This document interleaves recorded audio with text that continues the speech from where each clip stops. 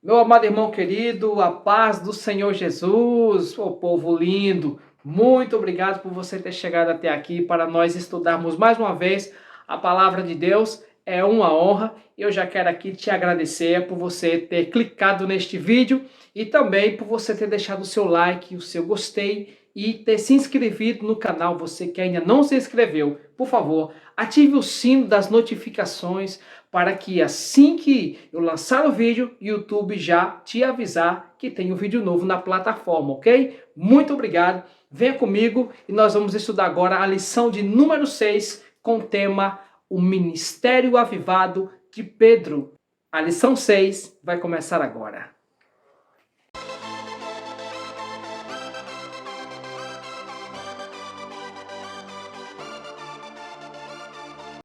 De volta, e já entrando aqui no texto áureo da lição, diz assim: Pedro, porém, pondo-se em pé com os 11, levantou a voz e disse-lhes: Varões judeus e todos os que habitais em Jerusalém, seja-vos isto notório e escutai as minhas palavras. A verdade prática diz: a vida de um crente pode ser comparada entre o antes e o depois de um avivamento. A leitura bíblica em classe desta lição está inserido em Atos 2, do 14 até o 28. Nós vamos ler apenas 4 versículos do 15 até ao 18, que diz: Estes homens não estão embriagados como vós pensais, sendo esta a terceira hora do dia. Mas isto é o que foi dito pelo profeta Joel: E nos últimos dias acontecerá, diz Deus, que do meu espírito derramarei sobre toda a carne, e os vossos filhos e as vossas filhas profetizarão, os vossos jovens terão visões, e os vossos velhos sonharão sonhos. E também do meu espírito derramarei sobre os meus servos e as minhas servas naqueles dias e profetizarão. Aleluia! A introdução desta lição fala da seguinte maneira. Nesta lição, veremos o protagonismo do apóstolo Pedro, um dos mais destacados discípulos de Jesus, em 2 momentos de sua vida. Primeiro, antes de ser batizado no Espírito Santo, apresentava-se como um homem impulsivo, voluntarioso e espiritualmente débil. A palavra-chave desta lição é ministério. Ministério é o serviço, algo que você tem uma obrigação a fazer, e este serviço ele nada mais é do que algo para Deus, uma obrigação que temos de fazer para Deus, um serviço que será recompensado, aleluia, quando o Senhor Jesus vier nos buscar. Vamos entrar aqui no primeiro tópico, que diz: Pedro antes do Pentecostes. 2 subtópicos são apresentados. 1, as 2 atitudes de Pedro, e o segundo, Pedro nega a Jesus 3 vezes. Diz aqui no primeiro: certo dia, Jesus perguntou aos discípulos a respeito de como as pessoas o identificavam. As respostas foram diversas. Uns entendiam que Jesus era João Batista, outros Elias, outros Jeremias ou um dos profetas. A partir dessas respostas, Jesus indagou-lhes a respeito da opinião deles acerca de sua identidade. Pedro, tomando a palavra, Pedro logo disse: Tu és o Cristo, o Filho do Deus vivo. E Jesus disse: Disseste bem. Não foi carne nem sangue que te revelou, Simão Bajonas, mas meu Pai que te revelou. Pedro ficou com certeza, tipo que lisonjeado, cheio de si, cheio todo com seu ego elevado, talvez. E isto é um procedimento totalmente fora do caráter de Jesus. A humildade sempre prevalecia, para o caráter de Cristo, e também, assim como Cristo era humilde, os seus discípulos também tinham que ser. Em seguida, Jesus diz que vai para Jerusalém e lá ele será morto, mas ressuscitará ao terceiro dia. E Pedro: não, Senhor, de maneira nenhuma, tem misericórdia de ti, Senhor, tem compaixão de ti, jamais isso te acontecerá. E Jesus repreendeu Pedro imediatamente: para trás de mim, Satanás, porque me serve de escândalo. Tu não entendes das coisas de meu Pai, só entende das coisas pequenas. Pedro ficou Quem sabe ficou aterrorizado com aquela repreensão do Senhor, ou o Senhor chamou de Satanás. Não. Pedro chamou, Jesus chamou o demônio, o diabo, que com certeza, meus irmãos, o inimigo, sabendo que Cristo veio para a terra para pagar os nossos pecados, sofrer por nós, nos resgatar da condenação que havia de vir sobre toda a carne, sobre todo homem, o diabo, o inimigo, ele não queria que Jesus sofresse conforme estava escrito, para que ele morresse pelos nossos pecados. Não. O inimigo não queria isso. É tanto que ele ouviu Pedro. Eu vejo alguns pregadores dizer: o diabo queria matar Jesus. Não, de forma nenhuma. O inimigo não queria que Jesus morresse. Porque enquanto Jesus permanece vivo, aqueles que morressem no pecado, eles iriam para o sofrimento, o lugar de tormento. Porém, se Jesus morresse, aí então, aqueles que morressem, tendo os seus pecados lavados no sangue de Jesus, esses teriam a vida eterna. E o inimigo jamais ele queria que isso acontecesse, ok? Muito bem. Entrando agora aqui no tópico, no subtópico 2, que Pedro nega a Jesus 3 vezes, que diz: outro episódio revelador foi quando Pedro afirmou que jamais negaria o Senhor. E Jesus lhe disse que ele o negaria 3 vezes. Mateus 26, 31 e 35.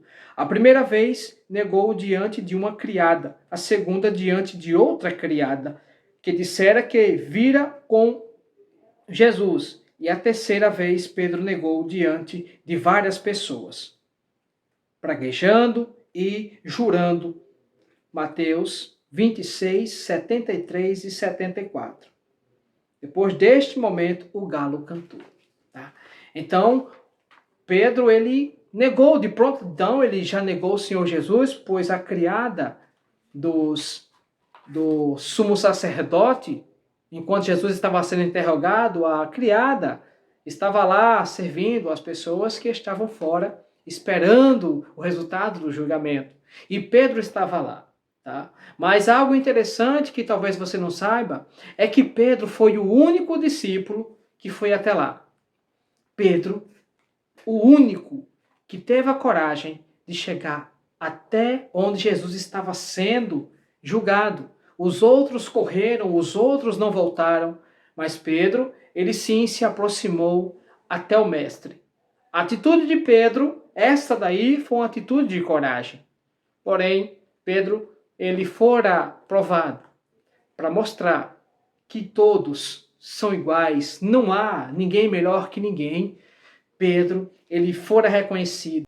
Pedro, depois de reconhecido, aí sim então, ele negou o Senhor e o galo cantou. Um fato curioso, algo importante de se explicar é que aquele galo não era literalmente uma ave, tá? Não era uma ave. Os soldados romanos costumavam contar as vigílias da noite, tá? Em 4 vigílias. Esta vigília, aí quando se dava às 3 horas, então era tocada uma trombeta que chamava-se o galo, ok? Então aí já iniciava-se um outro ciclo de contagem, ok, meus irmãos? O galo não se tratava de uma ave. Israel era proibido ter esta ave, né, de acordo com a Mishnah, ou chamada também somente de Shah, né? A Mishnah, ela tinha as leis territoriais, as leis civis, né, já extraída com comparações com o Pentateuco, com as leis de Moisés. Então, essas leis elas foram simplificadas, né, na Mishnah, ou até mesmo retiradas do Talmud, que é os documentos judeus, que eles foram feitos aí já em relação, vistos com a visão dos livros proféticos, com os livros sacerdotais. Essas leis, todas elas tinham ligação com os contextos bíblicos. Ok, queridos? Vamos passar agora para o tópico 2 desta lição. Pedro após o Pentecostes, que diz primeiro ponto, Pedro batizado no Espírito Santo. Após ser batizado no Espírito Santo, Pedro tornou-se um outro homem, devido ao espanto das pessoas diante daquele fenômeno espiritual. O apóstolo dos judeus levantou a voz e com eloquência falou a respeito da promessa de Deus proferida pelo profeta Joel, abre aspas, do meu espírito derramarei sobre toda a carne, fecha aspas, Atos 2:18. Esta pregação de Pedro foi uma das pregações mais envolventes, mais eloquentes. Antes do batismo no Espírito Santo, Pedro não tinha eloquência. Pedro era somente um simples pescador e as palavras de sabedoria lhe faltavam à boca. É tanto que, por diversas vezes, o Senhor Jesus teve que repreendê-lo, né? De acordo com a Bíblia, isso aconteceu não somente uma vez. Agora, Pedro, cheio do Espírito Santo, da unção, do poder, Pedro, ele fala abertamente e ele já diz ali, né, quando foi vistas as línguas, as pessoas que estavam ao redor começaram a dizer, estão bêbados. Mas Pedro diz, como pode estar bêbados? São apenas a 3ª hora do dia. E esta 3ª hora, ela se referia das 6 da manhã a 9 da manhã. Então isso quer dizer que era muito cedo para que eles estivessem embriagados, entendeu? Então Pedro, ele com muita eloquência e sabedoria, Pedro já vai fazendo a distinção de horas e também falando para as pessoas que naquele horário não tem como estar bêbado, tá? E Pedro, naquela pregação, Pedro não faz nenhum apelo e já quase 3.000 almas se rendem ao Senhor e eles perguntam o que devemos nós fazer. E Pedro diz, arrependei-vos cada um de vocês e seja batizado no nome do Senhor Jesus para que venha os tempos do refrigério. Coisa linda de se ver, o apóstolo, né, a unção de Deus na vida de um homem transforma ele em uma pessoa indota, uma pessoa sem sabedoria, mas o Espírito Santo ele transforma, dá inteligência, capacidade intelectual e também emocional. Pedro, que antes era aquele sanguíneo, ele agora era um homem cheio do Espírito. Não que ele fosse um melancólico, se tornou um melancólico, não. Mas Pedro, ele se tornou uma pessoa diferente. E isto é para a glória de Deus. Isto acontece quando a gente se torna uma nova criatura. Se você se tornar uma nova criatura, você será diferente, porque o Espírito Santo ele habita em você e ele faz de você uma outra pessoa, ok? Entrando no subtópico 2, Pedro e a cura de um coxo. Juntamente com João, Pedro chegou à porta formosa do templo de Jerusalém e eles viram um paralítico pedindo uma esmola. Em lugar de dar-lhe o que pedia, cheio do Espírito Santo, o apóstolo ordenou que o paralítico levantasse e andasse, abre aspas, em nome de Jesus Cristo, imediatamente. O homem fora curado, entrou no templo, saltando e louvando a Deus. Isto causou grande espanto entre os que estavam ali.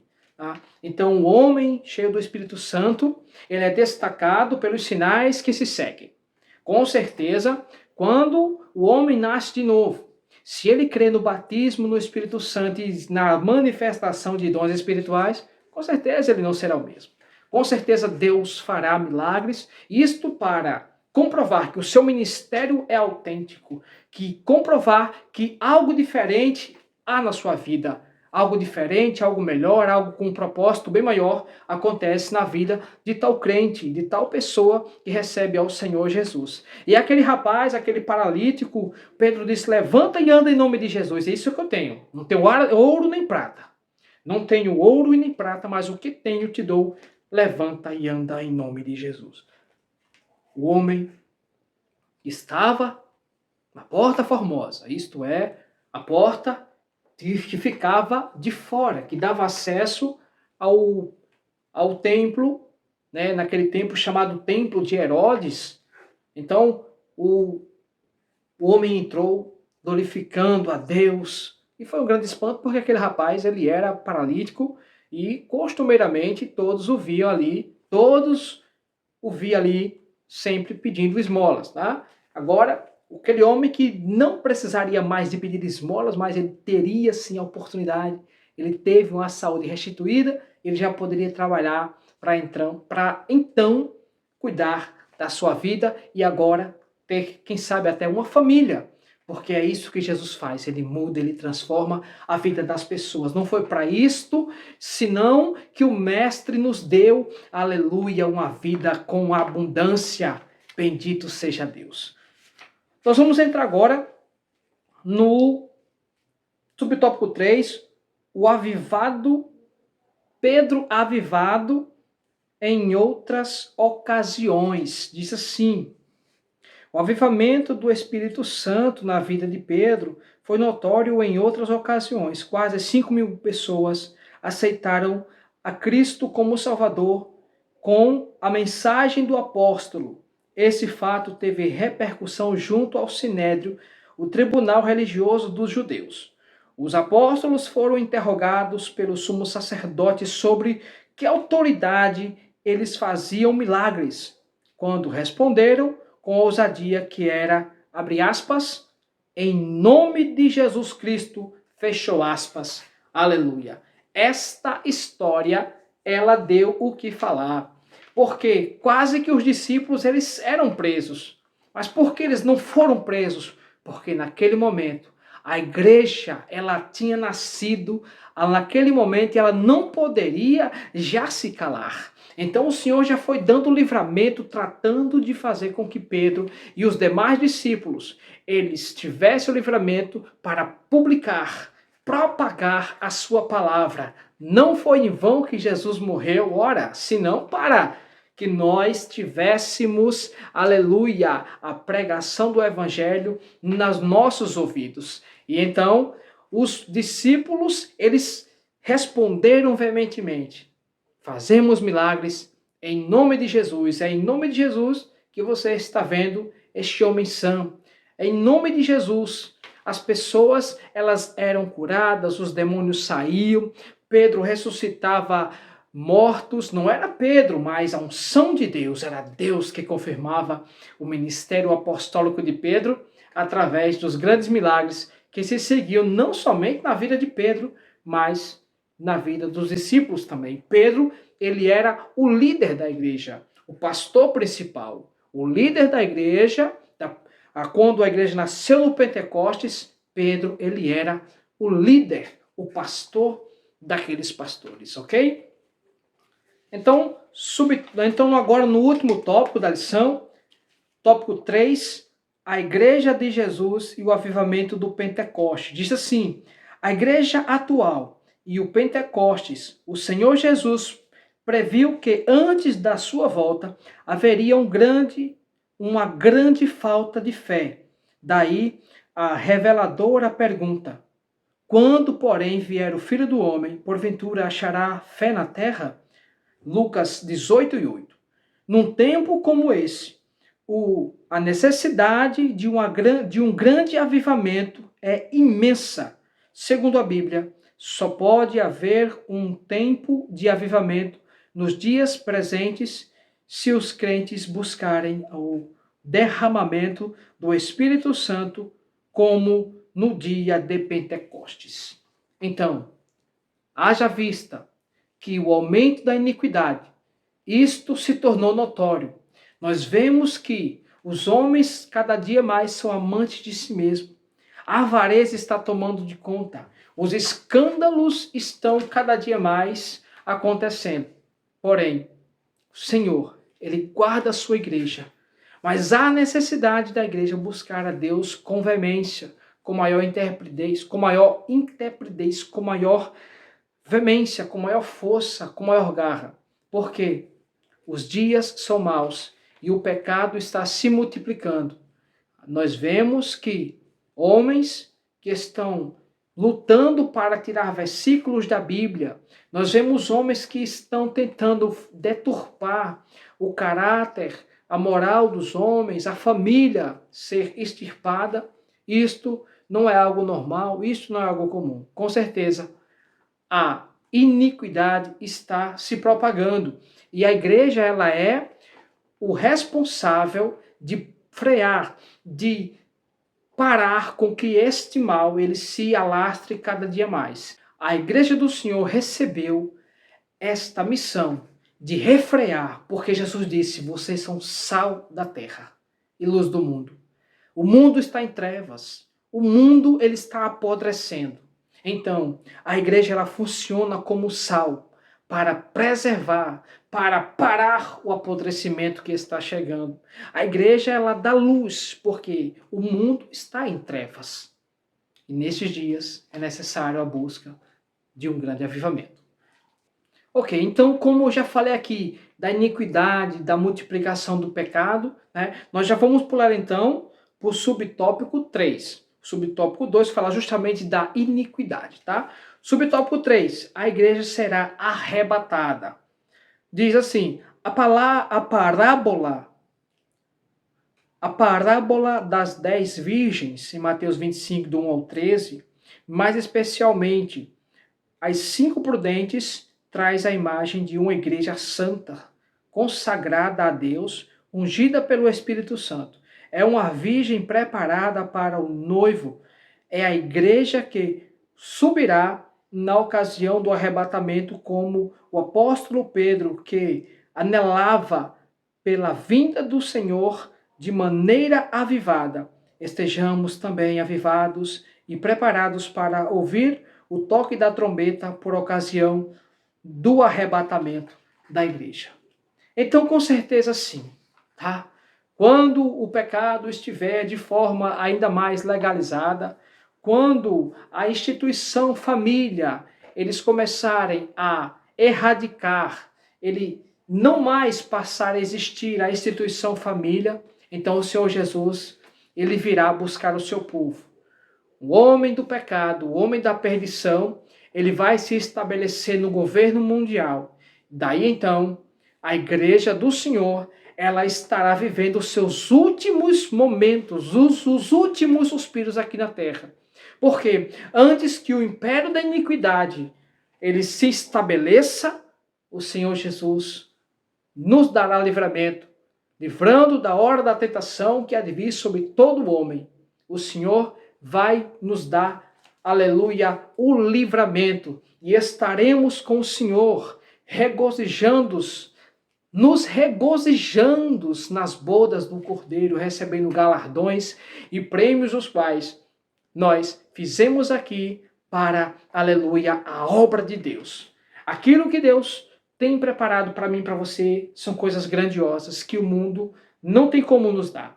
Jesus disse que lá, tesouro no céu, o ladrão não mina e nem a traça ela corrói.